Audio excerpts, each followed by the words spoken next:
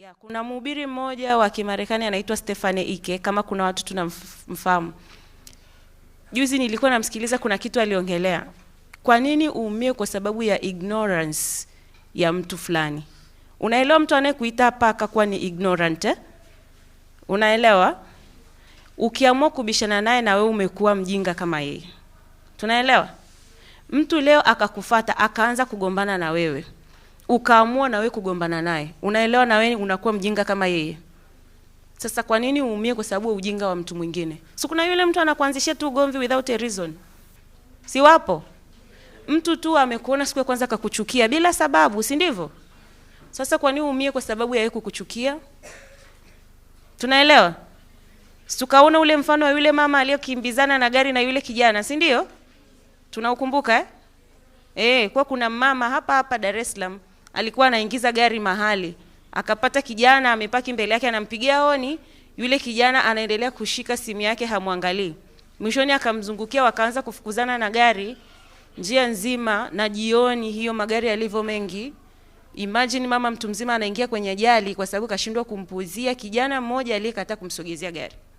Unaelewa? That's attitude. Kwa hiyo attitude yako wewe inaweza kukusaidia au ikakuumiza unavyoangalia mambo. Sababu kuna wale watu ikikitokea kitu unasema kwa lazima nilipize. Si kuna kitu kwa hivyo? Kwa nini anifanyie hivi lazima nilipize?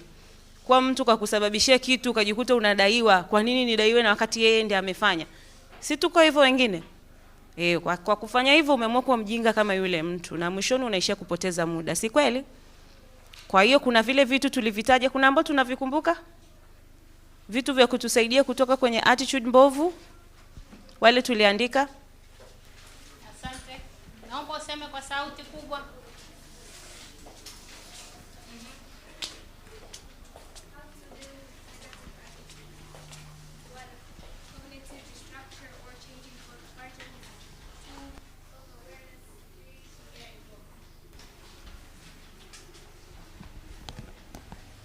How to deal with negative attitude. Number 1, cognitive restructure or changing thoughts patterns. 2, self-awareness, self-reflection and self-talk. 3, take responsibilities for action. 4, practice respect and kindness. 5, focus on solutions, not complaints. 6, choose positive and good friends. 7, develop self-discipline. Tumezisikia wale wa Kiingereza. Kuna aliyeziandika kwa Kiswahili? Kuna aliyeziandika kwa Kiswahili? Wale wa Kiswahili hatukuandika hata. Okay, wale tulioandika ni semeni namba 1 kwa pamoja. Wale ambao tumeandika kwa Kiingereza hivyo hivyo ni semeni namba 1 ilikuwa inasemaje? Kwa pamoja. Tukasema cognitive restructuring inamaanisha nini? Change the way you think. Sawa? Ni namna tu ya kubadilisha unavyofikiria. Sawa? Tumeelewa? Tukisema hivyo unaelewa? Kuna ule namna unafikiria vitu, ndio kama nilivyoelezea nyuma. Huna haja ya kupambana na watu, huna haja ya kupoteza muda, na huna haja ya kuingia kwenye ugomvi ambao haustahili. Sawa? Mtu amekuwa mjinga akaingia kwenye kukuudhi, huna haja ya kupambana naye, unaachana na yule mtu. Sawa? Kwa badilisha fikra yako. Badilisha namna unavyofikiria. Huna haja ya kumchukia mtu. Kwani umemuumba mtu mpaka umchukie? Kuna mtu hapa amemtengeneza mtu hata mmoja? Tuna uwezo tu kutengeneza vitu binadamu, lakini hakuna mtu hata mmoja ambaye ameweza kumuumba mtu. Sasa kwa nini umchukie mtu hujamuumba? Si kuna wale watu tu bila sababu unamchukia mtu, si ndivyo? Huna haja ya kufanya hivyo kwa sababu imagine yule aliyemuumba anakuangaliaje wewe unayemchukia yule mtu? Yeye amemuumba na kwake ni wa thamani, alafu wewe unamchukia. Imagine Mungu anakuangaliaje. Unaelewa? Kwa hiyo badilisha mtazamo, namna unavyofikiri. Usiwe mtu wa kuchukia watu, usiwe mtu wa kudharau watu. Si tukachukulia mfano usidharau hata yule mlinzi wa getini Si tulisema hujui kesho atakayesimamia unahitaji kutibiwa kitu ni nani? Hujui kesho atakayesimamia huko mahakamani anayejudge kesi yako ni nani? Sawa? Kwa hiyo usidharau mtu umempata ni ombaomba, ni mlinzi wa getini, ni mfanyakazi wa pale nyumbani, Na tukachukulia mfano, ole wako wewe unayekula na kuacha sahani yako mezani. Si tulichukulia huo mfano kuna mtu anaamka kitandani anamwachia dada amtandikie kitanda. Hiyo ni dharau. Unavaa nguo zako unaachia dada akufulie, kwa rika hili ni dharau. Unakula sahani yako mezani unamwachia mtu akondolee, unamdharau. Na akuoshe. Yaani umwachie mtu akuoshe mate yako. Una imagine? Tunaelewa? Hakuna mtoto hapa. Kwani sisi ni watoto? Na mbaya zaidi anakupikia. Unaelewa kwa rika hili unatakiwa ujue kujipikia mwenyewe. Lakini amechukua nguvu akakupikia. Akakuwekea na mezani. Na tunawekewa na mezani, unaenda tu kukaa kwenye kiti, unasogeza tu kiti unakaa, unakula na unaamka unaacha pale pale. Na unarudi shule hivi tulivyorudi wengine. Nilipatana na mtoto wa boarding, begi lake ameweka taulo bichi. Yaani nadhani alifua the day anafunga shule. Kwa hiyo akapaki kule ndani ya begi vivyo hivyo. Ili mama ndiye akatoe. Tunacheka, lakini tupo. Tunaelewa? Hiyo ni dharau. Kweli kijana, miaka 13, 12 unashindwa kuelewa kuwa unatakiwa ufue vitu vyako muda gani? Hata kama hujafundishwa, hata kama wazazi wako hawakukuelekeza. Kule boarding ujifunzi. Mazingira hayakufundishi. Tunaelewa? Hiyo ni dharau. Na tukasema hivi vitu unavifanya leo unaona ni vitu vya kawaida, kesho ofisini unafanya vitu hivyo hivyo. Watu ofisini wanafanya vitu vya ajabu kwa sababu walishazoea kuachia watu sahani mezani wawatolee. Leo kazi zako umalizi, unaachia watu viporo, umekuwa kiongozi, unajidai unafanyaje ile wanaitwa kufanyaje? Kuachia watu majukumu yako ili wafanye. Unajidai kiongozi mzuri kwa nagawa kazi ili watu wa support. Ni uvivu ulishazoea kufanya huko nyuma. How meet deadlines. Kila siku unachelewa kazini, ulishazoea nyuma. Na ni jana nilikuwa naongea na mama mmoja anasema watoto wakishafikisha hii miaka ya juu tukiingia boarding tunalala mpaka saa 4. Wale tunaolala mpaka saa 4. Tunyooshe mikono. Unalala mpaka saa 4 na ukishaamka you don't have a timetable. Si ndivyo unaamka hauna ratiba, hujui unaenda kufanya nini. Si tuko hapa? Wangapi tuna ratiba ukiamka asubuhi unajua unaenda kufanya nini?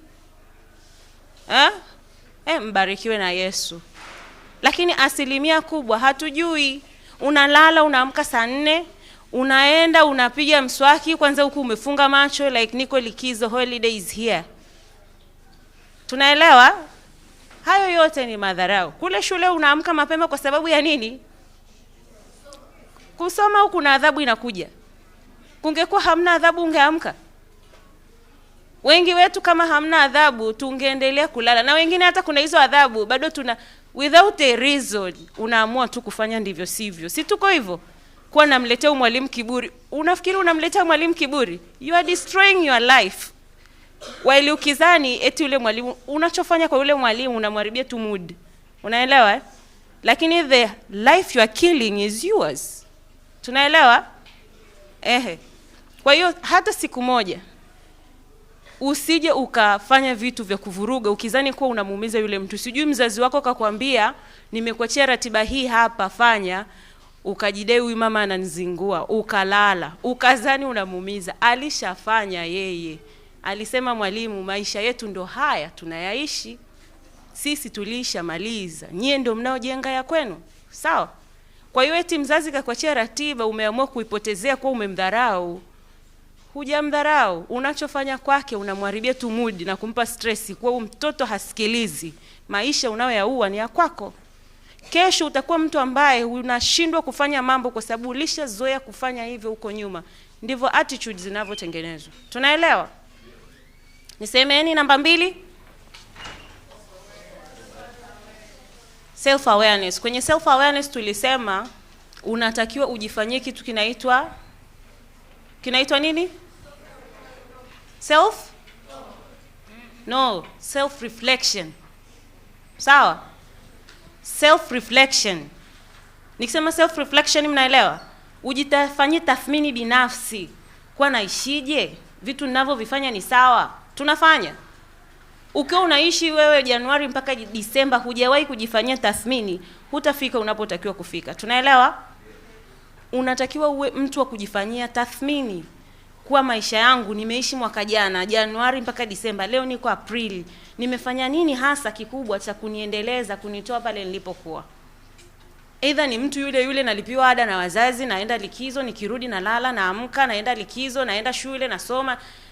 Hiyo unaitwa unarandaranda kwenye dunia. So unajua kuna watu wanaishi na kuna watu wanarandaranda kwenye dunia. Unaelewa Tunaelewa?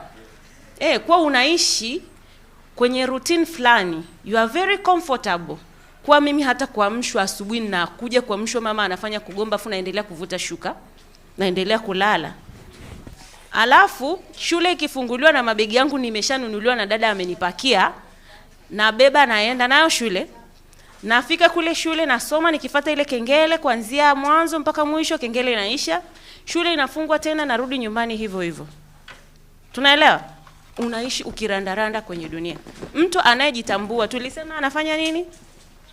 Mnakumbuka? Tulisema haijalishi umri wako, unatakiwa utimize malengo yako kwa wakati ulionao, kwa sababu kuna mtu anajua hapa anaishi duniani kwa muda gani. Na kila siku narudia hii, wewe ni mdogo au mkubwa kulingana na Mungu aliyokupa kuishi duniani, sawa? Unaweza ukajiona mdogo sana leo una miaka 10, 11. Unajua Mungu amekupa umri gani wa kuishi duniani? Tunafahamu.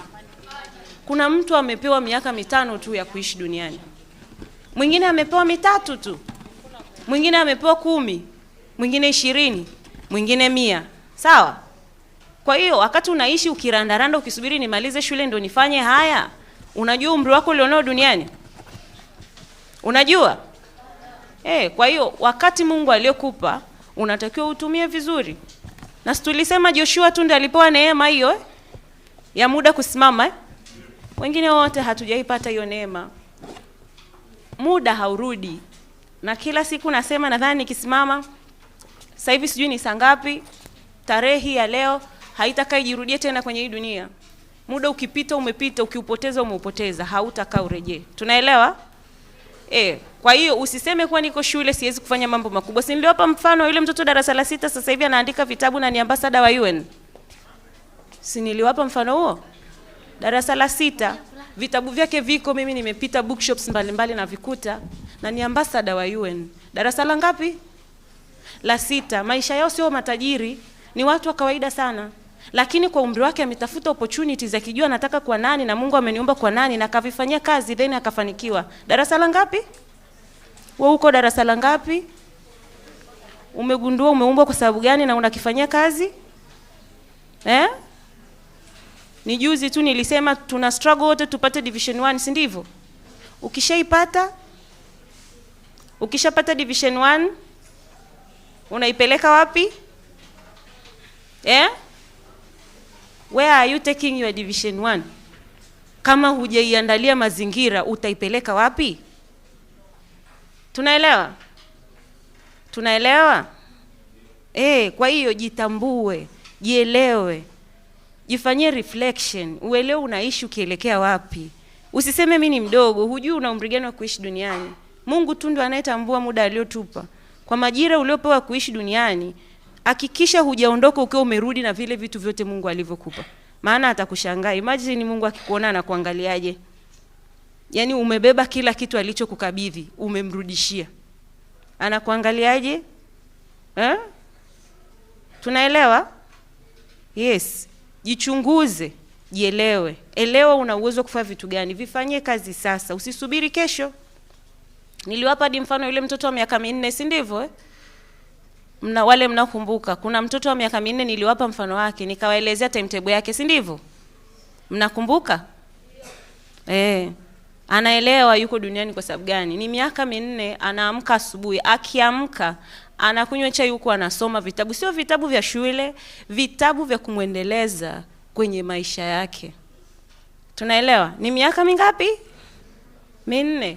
Na akitoka mlangoni tulisema anafanyaje? Anafanya kitu kinaitwa affirmation. Kwa ninaweza, nitafanikiwa, nitafika ninapotakiwa kwenda, mpaka anaingia kwenye school bus. Sisi hapa wakati tunafungua shule tunasemaje? Ile shule ishafunguliwa, Mungu wangu, shida tupu zimeanza.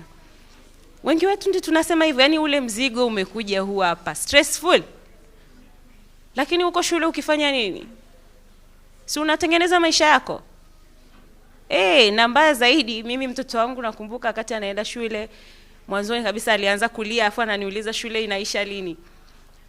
Nilimwambia mwanangu, ndo umeanza maisha. Kwa sababu then ukishaanza shule ndo umeanza maisha. Kwa sababu uchakarikaji ndo umeanza, na Mungu alivyotuwekea system unachakarika mpaka mwisho. Unaelewa una relax ile miaka ya kwanza. Huku wakati hujui kuongea, hujaanza shule ile. Watu hawajui zile, wanakuaga wanaamka mapema na kufanya utundu wote, lakini ule ndio muda wa kurelax. Na watoto hawafahamu, pale ndio wanauvuruga muda wao. Ukishaingia shule, relaxation imeisha. Pale ni wakati wa kujitambua, unatakiwa uanze kutimiza kusudi lako. Sawa? Namba 3.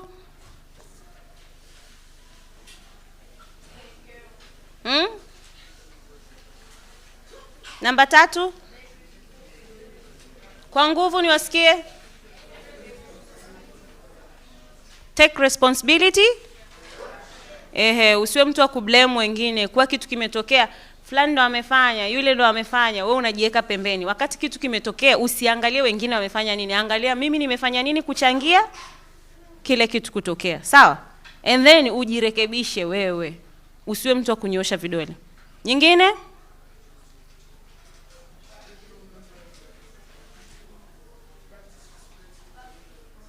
Respect tumeshaiongelea pia mwanzoni, heshimu watu. Nyingine? Focus on solutions, not complaints. Tafuta masuluhisho ya mambo na sio kulalamika. Wengi wetu, na ndiongelea point nikisema kuna mtu mpaka leo analia, kati yenu kuna mtu mpaka leo analia, yani kuwa umekosewa unatoa machozi. Situko. Kuna watoto mpaka darasa la 7. Darasani kuna darasa moja nilienda kufundisha. Darasani wanalia. Yani I was so surprised. Yani imagine unafundisha watoto darasa 7 wanalia, darasani fulani kanipiga. Sijui huyu kanigusa. Darasa la 7 wanalia machozi kabisa darasani. Yani nilikuwa very much surprised kwa sababu mtoto wangu wa miaka 4 akilia hivyo nitamshangaa sana. Unaelewa? Yes, mtu wakati umetokewa na mambo, sio wakati wa kulalamika. Ni wakati wa kufanyaje? Kutafuta solutions. Na haya mambo yanakuja kuingia mpaka maofisini. Hata kama umefungua kampuni yako, nikasema juzi, hata kama umerithi ya babako mamako, ukienda na attitude mbovu utaua zile kampuni, kwa sababu hauna tabia sahihi za kusaidia kufanikisha. Na nikawapa mfano wa mtu ambaye amechukua kampuni ya babake na ameshindwa kuisimamia kwa sababu hauna resources ndani yako za kukusaidia kuisimamia. Kuna watu wamerelax. Ni mimi, kuna binti moja nimemuuliza, yuko form 2 sasa hivi, wewe unataka kuwa nani? Akasema mimi nitafanya tu biashara ya babangu. Nilimshangaa. Unaelewa, mtoto form 2 haelewi anasoma kwa sababu gani? Tunacheka, lakini wengi wetu tuko hivyo. Mtu mpaka anafika form 4 hajui anataka kufanya kitu gani na maisha yake. Si ndio? Si tupo? Tupo.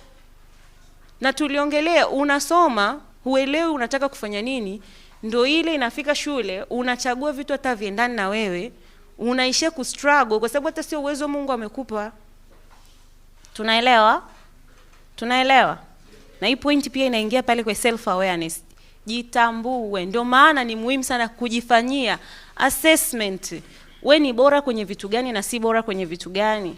Ili wakati tu unapofika shule unachagua kozi zinazoendana na wewe. Si tunajua sio wote tumeumbwa kuwa madaktari, sio wote tumeumbwa kuwa wanasheria. Kama ndani yako huna asili ya kusaidia watu, ukaenda kuwa daktari, utatibuje watu wewe? Si ndio yule mtu anachoma mtu sindano, sura amekunja mpaka maumivu unayopata ana last mwezi. Mtu una asili ya kusaidia watu, unaenda kuwa receptionist. Mtu akitokea tu mbele yako, kwanza unapiga kidole, subiri, unaendelea na mambo yako. Haya, niambie unataka nini? Huna ndani yako, unaenda kuwa receptionist. Utafanyaje hiyo kazi? Tunaelewa? Yaani kwa ukuletwa duniani uje ujitafute. Mungu alisha kutengeneza na kila kitu. Kwa unacho ndani. You just need to sit. Na tuliongelea masuala ya self devotion. Kaa chini na Mungu ili ujitambue umeumbwa kwa nani na uweze kusimama kwenye ile direction ambayo Mungu amekuweka nayo. Usije huku nje ukaja kupotea. Kuna watu wanamaliza chuo, anaweza asome kozi nyingi tofauti, kwa sababu kila anavyorudi kwenye kazi anakuta hii natakiwa niongeze na hii, natakiwa niongeze na hii, natakiwa niongeze na. Kwa hiyo anajikuta amebeba a lot of things. Vile wakati amemaliza hii akaingia kazini akatambua kumbe nilisoma kitu ambacho sicho. Ngoja nirudi nikaongeze na hichi. Lakini ukijitambua utaongeza kwenye engo ambao Mungu amekuweka. Sawa? Tunaelewa? Kaa chini ujitambue. Usije leo unasema kuwa mmoja nilimuuliza akiwa form 1, unataka kwa nani? Akaniambia nataka kwa tour guide. Amefika form 4 leo namuuliza unataka kwa nani? Anasema hata sijui, sio tena tour guide. Si leo inaelekea wapi? Na unaelewa sasa hivi si mnachagua masomo from form 1. Si ndivyo? Sasa mtu anamaliza form 4 na hajui anaelekea wapi. Unaelewa akitoka hapo anaenda kwenye shughuli gani? Na mbaya zaidi tuko wazazi ambao kile ninachotaka usome utasoma, whether you like it or not. Kuna wazazi tuko hivyo. Sasa usipojitambua hata Mungu hawezi kukusaidia. Kwa sababu hata hizi sema na mzazi wako, atasemaje naye na wewe mwenyewe hujajitambua? Tunaelewa? Tunaelewa? Tumezimaliza? Au kuna iliyobaki?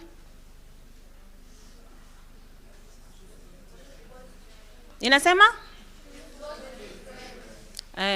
Tulisema njia rahisi ya kupata mafua ni ipi?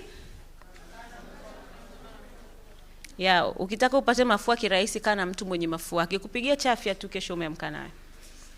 Sasa ukitaka kupata tabia mbovu, kaa karibu na watu wenye tabia wakikupigia chafya tu kesho umeamka nazo. Tuko hivyo binadamu, tuna adapt kirahisi sana. Ukikaa na watu wazuri utaadapti, ukikaa na watu wabovu utaadapti. Kwa kuwa makini watu ambao unaambatana nao. Na tukaongelea ukiwa na watu hakikisha wewe unapokea na wao wanapokea. Usiwe mtu unakaa na watu wewe unawapa vitu alafu haupokei chochote kutoka kwao. Sawa? Tunaelewa? Au wewe uko pale unapokea tu and then huna chochote cha kuofa kwao. Tunaelewa? Kwa hiyo hakikisha una watu ambao unaweza kuwashirikisha vitu lakini na wao kukushirikisha vitu. Tulisema ni win-win. Win-win. Yes, wote tunafaidika. Sio tu uko mahali. Kuna watu wako mahali na ni wabeba mabegi ya watu na hawajui. Yaani you are just there. Hakuna kitu una add kwenye maisha yako. Hakuna value yoyote. Unaenda tu ukiwa yaani wewe unimshikilia mabegi na hujijui. Tunaelewa? Uko kwa group discussion na watu, they are discussing, you are just there. Yaani you are just there, macho umetoa tu. Na hakuna kitu una add. Na unajua ndani yako deep ukijichunguza, hii discussion inaendelea hapa, hakuna value unaongeza, lakini you are just there. Tunaelewa? Kwa hakikisha unachagua watu sahihi wa kukusaidia. Watu unaoambatana nao, marafiki zako wa kila siku, maeneo unayopita. Tuko pamoja? Tuko pamoja? Zimeisha? Self discipline, na hiyo tukasema mlisoma kwa muda mrefu. Si ndivyo? Mkaelewa. Fanya mambo yanayotakiwa wakati unaotakiwa bila kusubiri mtu akusukume. Tumeelewa? Bwana Yesu asifiwe kanisa. Bwana asifiwe. Hizo tulizokuwa tunajadili ni vitu gani?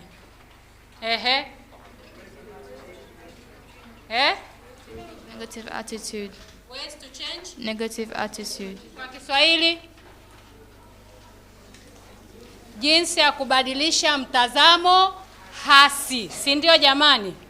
Sasa ngoja nianze na vitu vidogo. Nyie mkisikia haya masomo mnawaza kule juu sana. Yaani mnawaza labda ni mambo ambayo nitaanza kuyafanya nikishakuwa mtu mzima, si ndio? Lakini nakwambia kila kitu unachofanya leo kinakujengea tabia yako ya kudumu. Nimesemaje? Kila kitu unachofanya leo kinakujengea tabia yako ya kudumu. Tuseme pamoja, kila kitu ninachofanya leo kinanijengea tabia yangu ya kudumu. Sawa? Ukiwa na tabia ya uvivu leo, usitegemee kuna mahali unaenda kubadilika, unaanza kuwa hard worker. Sawa?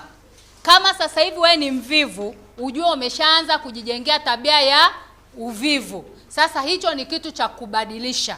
Si ndio jamani? Nasema kingine, kwa mfano nitoe mfano mdogo sana kwenye hili darasa. Hili darasa unatakiwa uwe na vitu gani ukiwa unaingia darasani? Cha kwanza, sema Biblia yangu. Cha pili, kitabu chako cha kumwabudu Mungu. Cha tatu, notebook yako ya kuandika. Cha 4, kalamu yako. Kila Jumapili nina robo ya darasa ambalo halina hivyo vitu vyote. Unajua hicho kitu ni cha ajabu sana. Na ninagawa kalamu kwenye hili darasa, wakati wa kutoka hazirudishwi. Leo tena watu hawana kalamu. Unadhani kuna self discipline hapo? Kuna watu wanaojitambua hapo? Kuna watu wanaojitambua?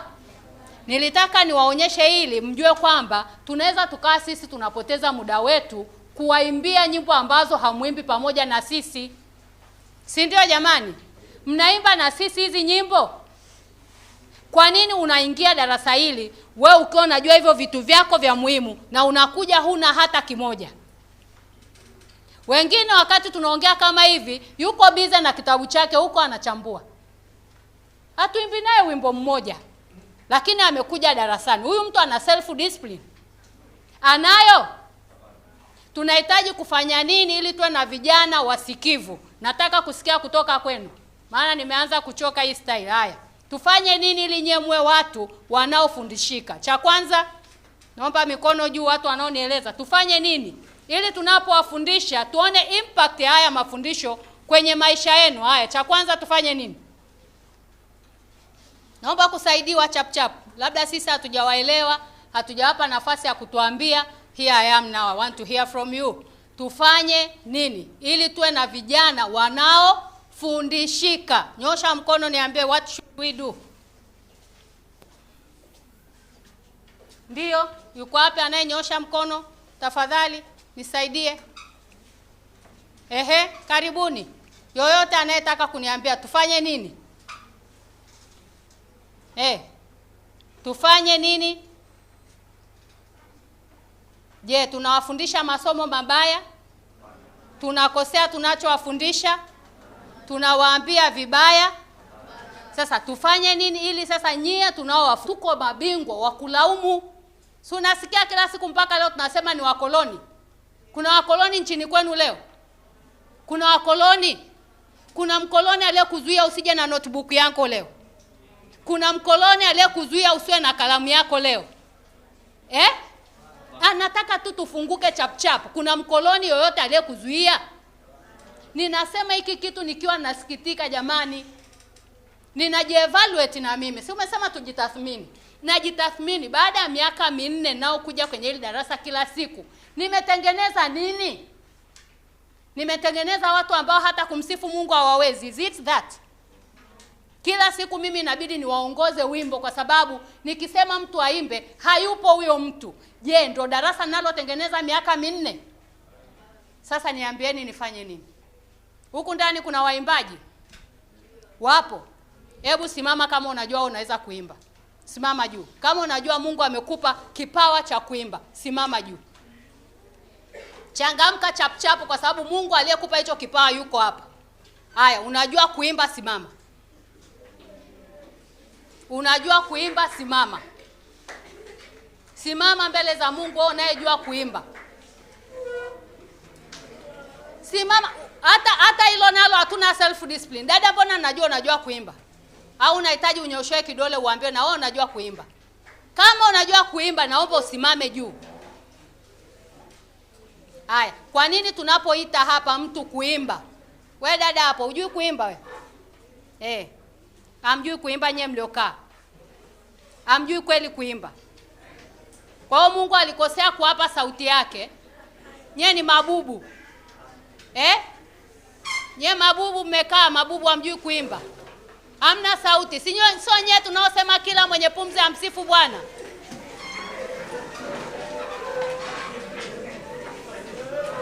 Can you imagine?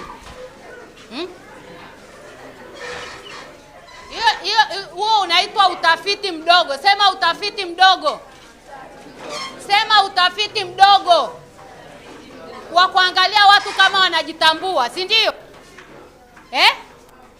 Tunaangalia kama watu wanafanyaje? Wanajitambua. Neno la Mungu linasema kila mwenye pumzi na afanyaje? Kila mwenye pumzi na afanyeje? Una pumzi au hauna? Kwa hiyo unaweza kumsifu Mungu au uwezi? Haya, sasa unaposema wewe huwezi kuimba, ni kweli? Sema kweli, Mungu anakuona. Wewe huwezi kuimba, ni kweli?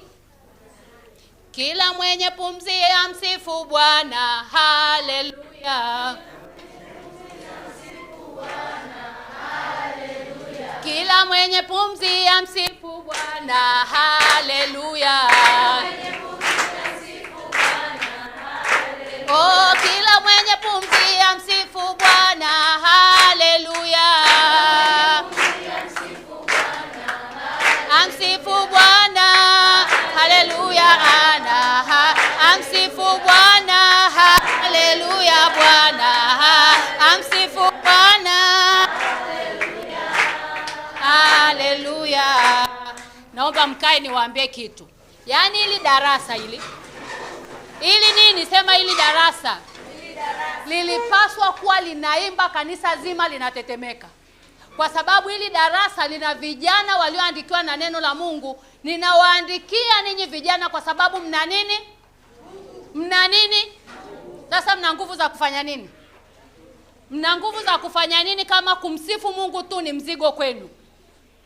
Mna nguvu za kufanya nini watoto wangu, niwaulizeni? Si ndio? Yaani hili darasa lingekuwa linafanya haki mbele za Mungu, nakwambia kanisa lingesimama kwanza liwasikilize. Yaani sawa? Wangepooza kwanza, wangekuja kutafuta hawa malaika wameshuka kutokea wapi. Kwa sababu mngekuwa mnaimba kwa jinsi ambayo sio ya kawaida. Na mnaweza, amwezi mnaweza. Amwezi mnaweza. Kwa nini hatutaki kumwabudu Mungu na nguvu zetu tulizopewa? Siku ukinyang'anywa hizo nguvu utalalamika, si ndio? Lakini nakwambia siku yaja kweli ambao utataka kumsifu Mungu na kinywa chako hakitafunguka. Ni lini unakuja kuanza kumpenda Yesu wewe na kumwabudu katika roho na kweli? Ni lini unataka kuanza hilo jambo? Ni lini? Nimestopisha hiki kitu kwa sababu tunarudia haya masomo, yamerudiwa sana. Unaambiwa jinsi ya kubadilisha mtazamo wako hasi. Si ndio jamani? Mkaambiwa cha kwanza mfanyaje? Cha kwanza ufanye nini? Sema kwa Kiswahili. Badilisha jinsi unavyofikiri. Si ndio jamani? Hata kwa habari ya ibada, badilisha jinsi unavyofikiri. Hapa mjaja kutembea nyeso wadogo. Acha kujichukulia mtoto. Hamna mtoto hapa. Hata watoto wanamwabudu Mungu katika roho na kweli kuliko watu wazima. Niliwaambia siku moja kwamba Biblia inasema mwanadamu ameanza kumwacha Mungu tangu ujana wake. Unasikia ninachosema? Tangu ujana. Umetoka Sunday school ukiwa unashafundishwa neno la Mungu. Unafika hapo unaanza kumwacha Mungu kwa sababu unaangalia watu. Humwangalii Mungu, unaangalia watanionaje. Watakuonaje wamekuumba? Wanakuonaje wanakupa pumzi? Wanakuonaje kuna mtu anakubeba? Watu wengi wakishapata matatizo ndipo wanapoanza kumtafuta Mungu kwa bidii. Unatafuta matatizo ya kujia ili ndio mtafute Mungu. Na mara nyingine Mungu ameruhusu mambo mabaya yawapate watu ili wamgeukie. Mmeelewa ninachosema? Kwa hiyo kama humgeukii Mungu kwa kutaka, utamgeukia kwa matatizo. Ndio ninachotaka. Ndio mnachotaka vijana. Sasa kwa nini msimgeukie Mungu na ujana wenu mkaishi maisha salama? Mimi nilitoa ushuhuda hapa. Niliokoka nikiwa darasa la 7. Nimesema hivyo, si ndio? Nani anakumbuka nimesema hilo jambo? Na nilipomjua Yesu nikiwa darasa la 7, huwa nasema mimi sijawahi kuishi huku duniani tangu hiyo darasa la 7.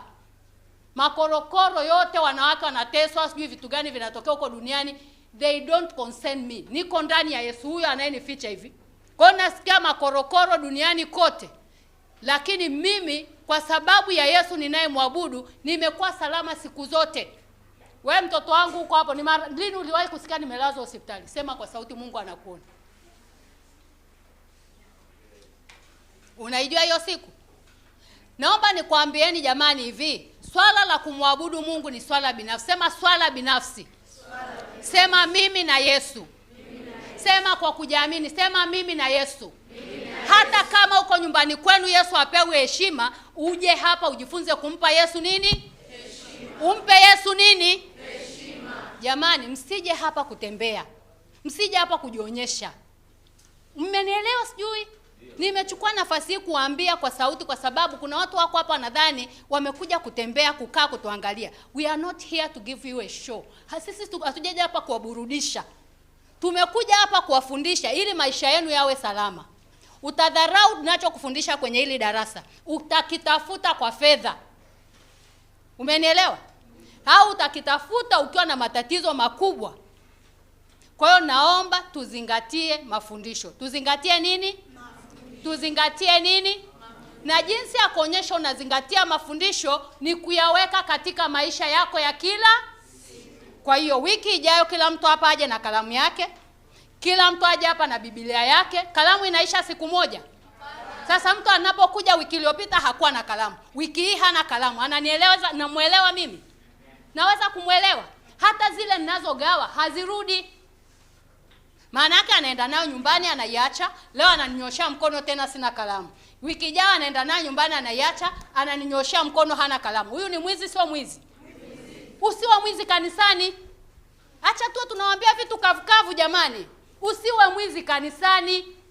Nimekupa kalamu ya kanisa, unapoondoka nayo nyumbani ni ya kwako. Alafu wiki inayokuja huji nayo, unataka tukupe nyingine. Wewe ni mwizi, sio mwizi? Jamani, Bwana asifiwe. Nimeongea kwa kumaanisha. Naomba tuache upuuzi. Tuache nini? Tuanze kwa watu serious. Tuanze kwa watu? Tuanze kwa watu? Mnajua moto ya hili darasa? Mnajua aim ya kuanzishwa hili darasa ni nini? Ni nini? Nani anajua? Nani anajua kwa nini hili darasa lilianzishwa? Nani anajua kwa nini hili darasa lilianzishwa? Hakuna. Asante. Kukuza vijana. Asante. Mwingine? Asante. Asante. Kumkuza kijana katika mwenendo wa kimungu. Lakini ngoja niwape moto ya hili darasa. Inasema ni kumjenga kijana Mkristo kiongozi. Sema kumjenga kijana Mkristo kiongozi. Tena kumjenga kijana Mkristo kiongozi. Hata kama hutakuwa mheshimiwa mbunge, hata kama hautakuwa mkurugenzi kwenye ofisi moja, utakuwa kiongozi kwenye familia yako kama baba au kama utakuwa ujitambui wewe huwezi kuongoza mtu. Si ndio jamani? Kama huwezi kujiongoza wewe mwenyewe, unaweza kuongoza mtu mwingine?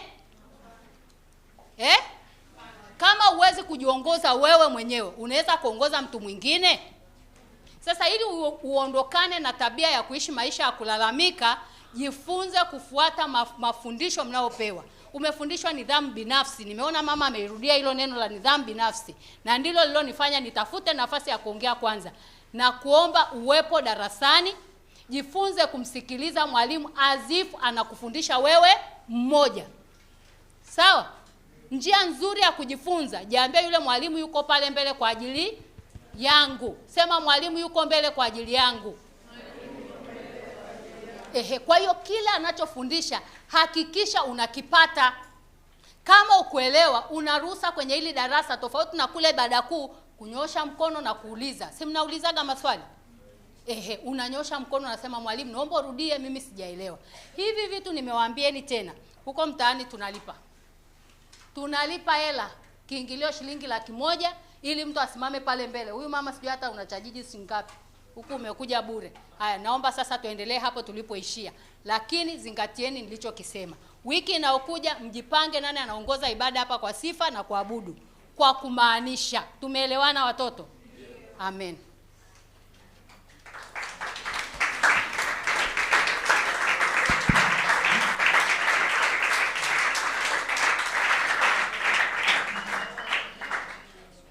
Amen. Mmesikia sauti yake au maneno yake? Mmesikia maneno yake? Masikioni au moyoni? Ameongea kwa uchungu, mimi namuelewa. Na nadhani niliongea hata ile mwanzoni, sijui sikumbuki itakuwa lini. Leo hichi kitu hutakielewa. Utakielewa kesho. Sawa? Maisha huku nje ni magumu. Wazazi wa siku hizi tunaharibu sana watoto wetu kwa sababu hatuwapi nafasi ya kuonja ugumu wa maisha. Like kama ungepewa hiyo nafasi ungeelewa. Sawa? Kwa hiyo usichukulie chochote Mungu anachoruhusu ukipate kama vile unapoteza muda. Sawa? Wako vijana kanisa lingine leo, si ndio? Hawapokei ambacho nyinyi mnapokea. Na ingewezekana usiwe ibadani leo, lakini Mungu ameruhusu uwepo. Ukielewa Mungu anavyofanya kazi kwa majira na nyakati, hutataka kupoteza wakati. Sawa? Yes, tumehudhuria misiba ya watoto wa miaka 5. Tumehudhuria misiba ya watoto wa miaka 7. Sawa? Vingine ni bahati mbaya ndio kwa sababu wazazi tulishindwa kusimama kwenye nafasi, lakini vingine ndio miaka yao Mungu aliowapa. Sawa? Kwa hiyo wewe darasa la 7 leo, najua primary wengi ndio tunajionaga wadogo. Usizani kuwa ni mdogo. Sitaongeza chochote zaidi ya mwalimu alichoongea kwa sababu ameongea kitu kikubwa sana. Labda mkifanyie kazi. Sawa? Tunaelewa? Self discipline, it's very important. Tunafeli wengi kwa sababu hatuna discipline. Sawa? Hatujiheshimu wala tumheshimu Mungu na hatuheshimu muda Mungu aliotupa. Ukielewa maana ya kupoteza muda, hutalala mpaka saa 4. Hutathubutu kulala mpaka saa 4. Sawa? Unajua kwa nini unapewa likizo kurudi nyumbani? Kwa nini tunapewa likizo kurudi nyumbani? Kwa nini mmefunga shule leo? Yaani kwa nini mko huko majumbani na hampo shule? Tunaelewa? Tunaelewa? Hebu niambieni kwa nini?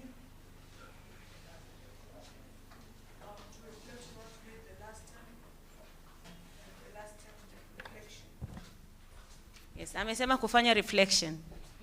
Si ndivyo? Hajakosea, amepatia. Kuna mwingine ananyoosha kule nyumba.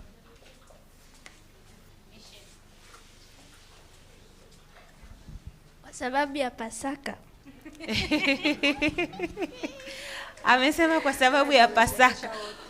Pasaka kweli upewe likizo wiki nzima hadi Waislamu wamefunga kweli? Tumefunga kwa ajili ya Pasaka? Mbona wasifunge kwa ajili ya Idi? Baadhi ya shule, lakini kuna shule tulikuwa shule. Si ndio? Hizi ni ratiba za serikali. Unaelewa?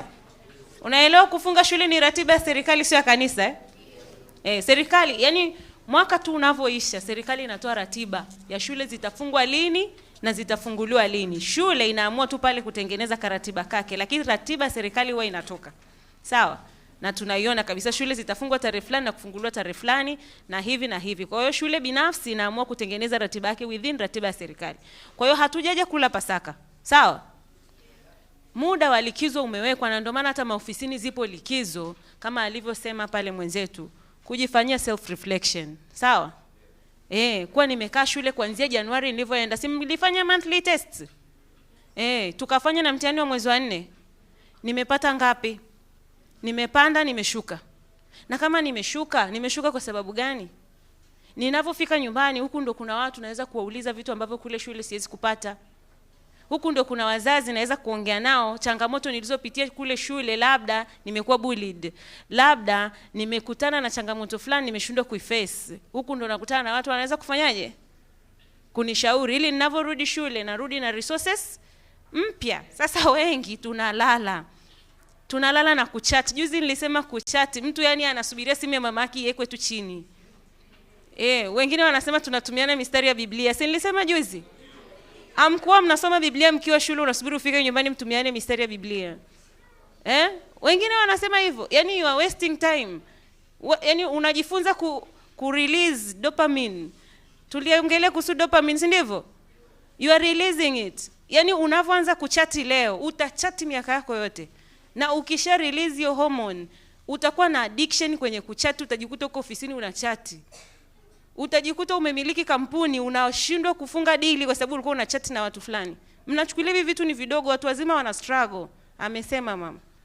Watu wazima wana struggle kuziacha hizo tabia, walizianza tokea wakiwa watoto primary. Yes, naelewa kuna saa nyingine wazazi tunakosea. Kwa sababu tunatakiwa tuwajenge kuanzia tunavyowalea. Hujajengwa na mzazi wako, umefikisha miaka 13, unashindwa kuelewa kwa hapa nakosea. Tunaelewana? Kweli hapo ulipo, hujui jema na baya? Haujui?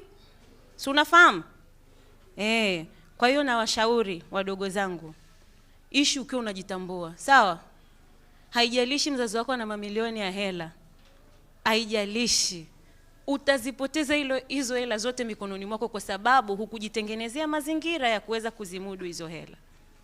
Haijalishi una mazingira mazuri sasa hivi, unaishi vizuri. Ameongelea swala la usijali watu. Usiangalie watu wanasemaje kuhusu wewe. Sawa?